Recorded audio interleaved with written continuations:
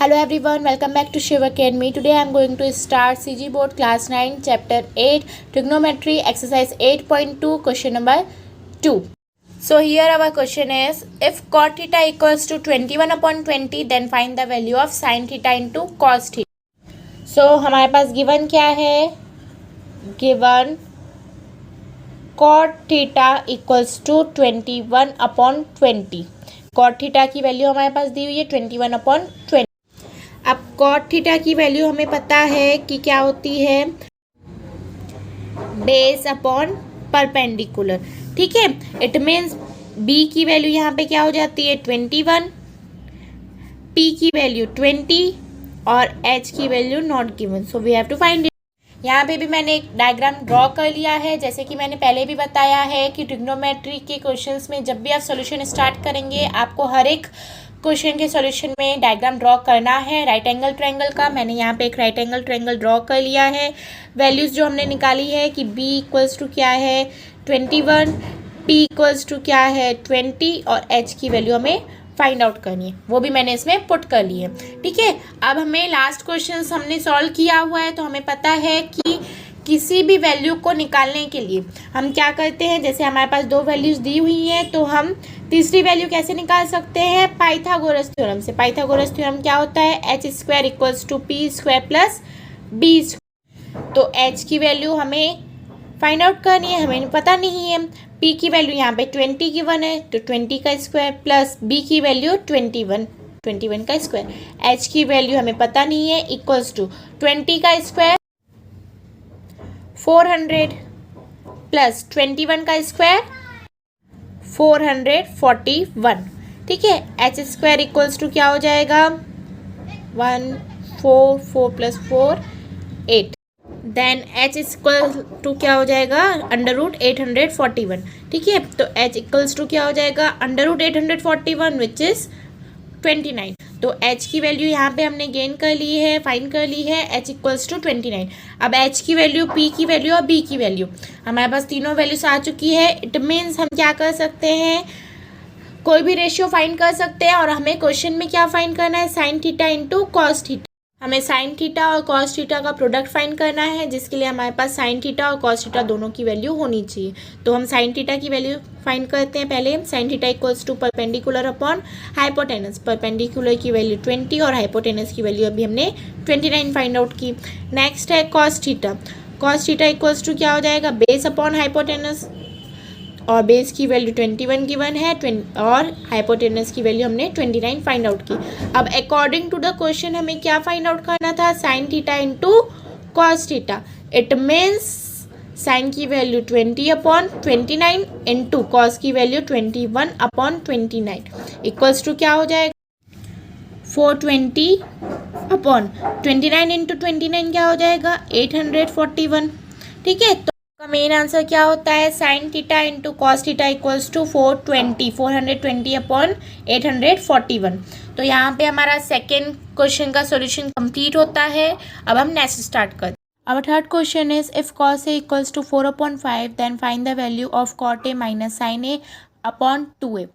So इस question में हमें क्या करना है, cos A की वैल्यू हमारे पास दी हुई है और हमें cot A minus sin A upon 2 tan A की वैल्यू निकालनी है, जिसके लिए हमारे पास cot A की वैल्यू होनी चाहिए, sin A की वैल्यू होनी चाहिए और tan A की वैल्यू होनी चाहिए, जिसके लिए हमें परपेंडिकुलर, हाइपोटेनस और बेस की ज़रूरत होगी. ठीक है, तो let us start the solution. ये ट्रिग्नोमेट्री का क्वेश्चन है, इसलिए मैंने यहाँ पे एक राइट एंगल ट्रायंगल ड्रॉ कर लिया है, जिसकी नेमिंग भी कर ली है मैंने ABC. अब हमारे पास क्या गिवन है, cos A equals to 4 upon 5. अब हमें पता है कि cos A क्या होता है, बेस अपॉन हाइपोटेनस, है ना. इट मीन्स बेस की वैल्यू क्या है 4, हाइपोटेनस की वैल्यू है 5 और थर्ड परपेंडिकुलर की वैल्यू हमें फाइंड आउट करनी है. इसी वैल्यूज़ को हम हमारे राइट एंगल ट्रायंगल में भी पुट कर लेंगे कि p की वैल्यू हमें फाइंड आउट करनी है, h की वैल्यू p, h की वैल्यू 5, b की वैल्यू 4. ओके, अब हमारे पास b h की वैल्यू है, p की वैल्यू हमें निकालनी है. तो हम यहाँ पे पाइथागोरस थ्योरम का यूज़ करेंगे. H square equals to P square plus B square. h की वैल्यू हमारे पास 5 गिवन है, 5 का स्क्वायर इक्वल्स टू पी की वैल्यू हमें फाइंड आउट करनी है। बी की वैल्यू 4 गिवन है, उसका स्क्वायर कर लेंगे। 5 का square 25 equals to P square plus 4 का square 16। 25 minus 16 equals to P square. तो पी स्क्वायर क्या हो जाएगा 9। सो पी इक्वल्स टू क्या हो जाएगा √9 which is 3। So P equals to 3। अब हमारे पास बी एच और पी तीनों की वैल्यूज़ है। इट मीन्स हम कोई भी रेशियो की वैल्यूज़ निकाल सकते हैं, मतलब साइन कॉस टेन सब की वैल्यू हम निकाल सकते हैं। और हमें क्वेश्चन का अकॉर्डिंग किसकी वैल्यू चाहिए, कॉट ए की, साइन ए की और टेन ए की। तो सबसे पहले हम साइन ए की वैल्यू निकाल लेते हैं। Sine A equals to perpendicular upon hypotenuse. Perpendicular की वैल्यू 3 और हाइपोटेनस की वैल्यू 5। अब कॉट ए की वैल्यू हम निकाल लेते हैं। कॉट ए की वैल्यू होती है बेस अपॉन परपेंडिकुलर। बेस की वैल्यू यहाँ पे 4, परपेंडिकुलर की वैल्यू 3। टेन ए की वैल्यू हम निकाल लेते हैं अब लास्ट।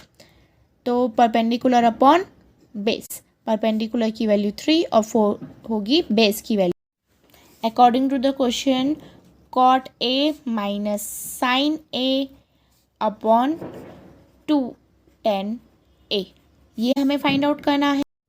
सो हम निकालते हैं। कॉट ए की वैल्यू हमारे पास हमने निकाली है 4/3 माइनस साइन ए की value 3/5 whole upon 2 into tan A की वैल्यू 3/4।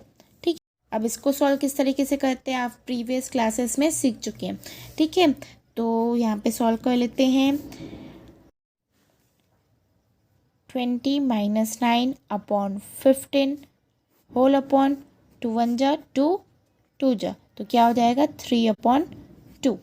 अब इसे हम सॉल्व करेंगे। 20 माइनस 9 11/15 होल अपॉन 3/2, जिसको हम लिख सकते हैं 11/15 इंटू 2/3। ये आपको पता है कि डिनोमिनेटर्स की वैल्यूज़ को अगर हम ऊपर साइड न्यूमरेटर में लेके जाते हैं तो डिवाइड का मल्टीप्लिकेशन हो जाता है। ठीक है, तो 11 2 जा 22, देन 15 3 जा क्या होता है 45।